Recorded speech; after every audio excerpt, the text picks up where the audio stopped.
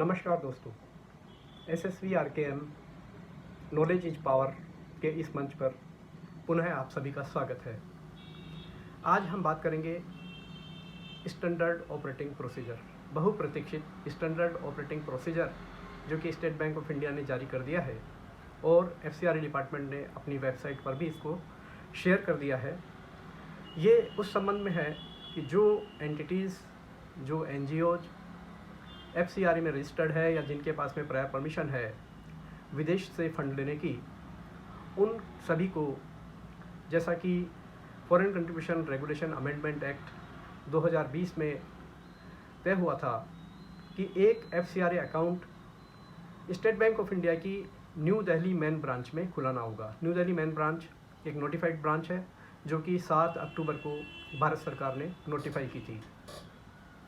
उसके बाद से यद्यपि हम अपने कई पिछले वीडियो में इसके बारे में चर्चा कर चुके हैं, तो स्टैंडर्ड ऑपरेटिंग जो प्रोसीजर आया है उसमें बहुत कुछ नई बातें तो नहीं हैं, लेकिन जो भी थोड़ी बातें हैं उसी पर हम आज चर्चा करेंगे। और ये बैंक अकाउंट खुलवाना इसलिए भी ज़रूरी है, यद्यपि इसकी जो डेडलाइन है वो 31 मार्च 2021 दी गई है, लेकिन बिना ये बैंक अकाउंट खुलाए आप FCRA रिन्यूअल के लिए भी एप्लीकेशन नहीं लगा सकते हैं। इसलिए ये बैंक अकाउंट खोलना अतिशीघ्र आवश्यक है। तो दोस्तों, इसमें FCRA डिपार्टमेंट ने बताया है कि वर्तमान में लगभग 23,000 एंटिटीज़, 23,000 NGO हैं जो कि FCRA डिपार्टमेंट के पास में रजिस्टर्ड हैं या जिन्होंने की प्रायर परमिशन ले रखी है। तो उन सभी 23,000 NGOज को स्टेट बैंक ऑफ इंडिया की न्यू दिल्ली मेन ब्रांच में ये अकाउंट खुलवाना होगा। इसमें बताया गया है कि इस अकाउंट को खुलवाने के लिए आपके आसपास जो भी स्टेट बैंक ऑफ इंडिया की कोई ब्रांच हो वहाँ जाइए, या आपके पसंद की कोई ब्रांच हो वहाँ आप जाइए। वहाँ से आप अकाउंट ओपनिंग फॉर्म AOF या तो फिजिकल फॉर्म में उनसे ले सकते हैं, या स्टेट बैंक ऑफ इंडिया की वेबसाइट से AOF आप डाउनलोड भी कर सकते हैं। इस अकाउंट ओपनिंग फॉर्म को आप भरिए। इसके साथ में सभी संबद्ध KYC डॉक्यूमेंट्स लगाइए। जो सिग्नेटरीज़ हैं, ऑथोराइज सिग्नेटरी जो हैं, उनकी फ़ोटो लगाइए, उनके KYC डॉक्यूमेंट्स लगाइए। और उसके बाद में इस फॉर्म को इन डॉक्यूमेंट्स के साथ में स्टेट बैंक ऑफ इंडिया की जो ब्रांच आपने चयन किया है जिसका, वहाँ ले जाके सबमिट कीजिए। इसमें एक एडिशनल इन्फॉर्मेशन ये है कि फेमा और RBI की गाइडलाइंस के अनुसार एक अंडरटेकिंग भी संस्था को देनी होगी, जिसमें बताया जाएगा कि जो विदेश से जो पैसा आएगा वो फेमा और RBI की गाइडलाइंस के अनुसार ही होगा। इस बात की एक अंडरटेकिंग भी उस संस्था को, उस NGO को AOF के साथ में और KYC डॉक्यूमेंट्स के साथ में देनी होगी। इसमें बताया गया है कि जब वो ब्रांच आपके डॉक्यूमेंट्स ले लेगी तो आप उनसे एक एक्नॉलेजमेंट ले लीजिए। एक्नॉलेजमेंट यानी कि प्राप्ति की रसीद आप उनसे प्राप्त ले लीजिए कि कितनी तारीख को उन्होंने प्राप्त किया है। उसके बाद में उन्होंने 3 दिन का समय इसमें उस ब्रांच को दिया है।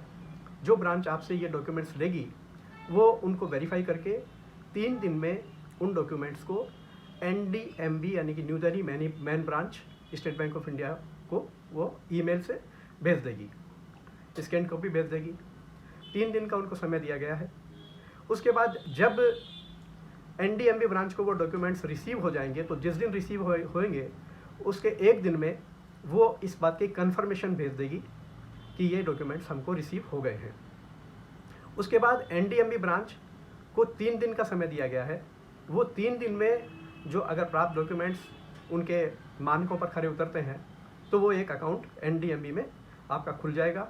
और इसकी सूचना आपको, जो आपने अपना ईमेल रजिस्टर्ड ईमेल एड्रेस दिया है और जो आपके मोबाइल नंबर है, उस पर ईमेल और SMS के द्वारा आपको इस बात की सूचना प्राप्त हो जाएगी कि आपका अकाउंट NDMB में खुल गया है। अभी NDMB में अकाउंट खुलने के बाद में किस तरह से उसमें फ़ंड्स रिसीव होंगे, इसके बारे में भी थोड़ी इसमें चर्चा की गई है। उसमें बताया गया है कि जो भी फॉरेन फंड्स अब आएंगे वो NGO के इस नए खुले हुए NDMB अकाउंट में ही आएंगे। और उसमें क्या क्या इन्फॉर्मेशंस होनी चाहिए, एक तो उसमें रिसीवर का अकाउंट नंबर हो, फिर उसमें उसका स्विफ्ट कोड हो जो NDMB ब्रांच का है, और वो है SBIN INBB104। और इस संबंध में दोस्तों ये जो SOP जो है, जो जारी हुआ है, अगर इसकी आपको एक PDF वर्जन आपको चाहिए तो आप मुझे ईमेल अपना ईमेल एड्रेस मेरे कमेंट बॉक्स में दीजिए, तो मैं आपको ईमेल इस स्टैंडर्ड ऑपरेटिंग प्रोसीजर को भी कर दूंगा। तो अकाउंट नंबर हो गया इस स्टैंडर्ड प्राप्ति के लिए। अकाउंट नंबर के बाद में स्विफ्ट कोड हो गया। स्विफ्ट कोड के बाद में बेनिफिशियरी का नाम हो गया। जो व्यक्ति इस पैसे को भेज रहा है या जो संस्था इस पैसे को भेज रही है, उसका नाम, उसका पूरा पता, उसके देश के साथ में कि वो किस देश का ओरिजिन है उसका, और साथ में किस अकाउंट नंबर से वो पैसा आ रहा है, इसका भी उल्लेख इसमें होना आवश्यक है। तभी NDMB ब्रांच उसको रिसीव करेगी। जब NDMB ब्रांच आपके बिहाफ पर फॉरेन फंड रिसीव कर लेगी तो प्रत्येक रिसिप्ट की सूचना आपको भेजी जाएगी ईमेल और SMS के द्वारा। इसके बाद इस राशि को, जो कि आपकी NDMB ब्रांच में आई है, आप पूरी तरह से स्वतंत्र हैं उसको ट्रांसफ़र करने के लिए अपने दूसरे यूटिलाइजेशन FCRA अकाउंट में करने के लिए। वो दूसरा FCRA यूटिलाइजेशन अकाउंट आपका भले ही स्टेट बैंक ऑफ इंडिया में हो सकता है या किसी अन्य शेड्यूल्ड ऑथोराइज्ड बैंक में भी हो सकता है। वहाँ आप उस पैसे को ट्रांसफ़र कर लीजिए और उसके बाद में उसको यूज कीजिए। और जैसे कि पहले इन्होंने अपने पब्लिक नोटिस में भी कहा था, यहाँ पुनः दोहराया है कि इस ट्रांसफ़र के लिए NDMB ब्रांच कोई शुल्क आपसे वसूल नहीं करेगी। और इंटरनेट बैंकिंग फुली वो भी आप चाहें तो अवेल कर सकते हैं। अगर आप इंटरनेट बैंकिंग अवेल करेंगे तो उससे आपको सुविधा होगी कि आप अपने फंड्स को आसानी से ट्रांसफ़र कर लें और आप उस पर नज़र भी रख सकते हैं अपने आपके अकाउंट में जो ट्रांजेक्शन्स हो रहे हैं।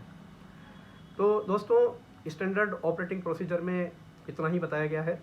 साथ में आखिर में उन्होंने कहा है कि यदि आपको ये अकाउंट खुलवाने में कहीं दिक्कत हो रही है तो ग्रीवेंस रिड्रेसल सिस्टम भी उन्होंने एक दिया है, जिसमें उन्होंने ईमेल और फ़ोन नंबर दिए हैं कि अगर आपको कोई दिक्कत है अकाउंट खोलने में, आप वहाँ ईमेल कीजिए, आप वहाँ फ़ोन कीजिए, तो आपकी जो समस्या होगी उसका निराकरण भी तुरंत किया जा सकेगा। तो ये स्टैंडर्ड ऑपरेटिंग प्रोसीजर जिसकी बहुत दिन से प्रतीक्षा थी, और यद्यपि इसके पहले पब्लिक नोटिस और स्टेट बैंक ऑफ इंडिया की जो NDMB ब्रांच है, उन्होंने साझा किया था कि किस तरह से ये प्रक्रिया होगी। वो हमारे आप पिछले वीडियो में हम डिटेल्ड में हमने बताया है, वो देख सकते हैं। लेकिन अभी आप देर मत कीजिए दोस्तों, क्योंकि ये समय बहुत तेज़ी से जा रहा है। 31 मार्च कब आ जाएगा पता भी नहीं चलेगा।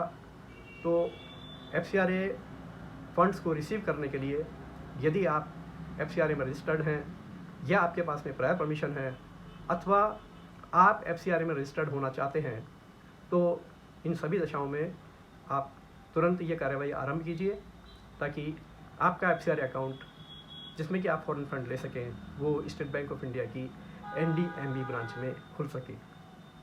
दोस्तों, सर्दी बढ़ रही है, साथ में कोरोना के केसेस भी बढ़ रहे हैं, इसलिए अपना ख्याल रखिए। Be careful and B prayerful. Thank you.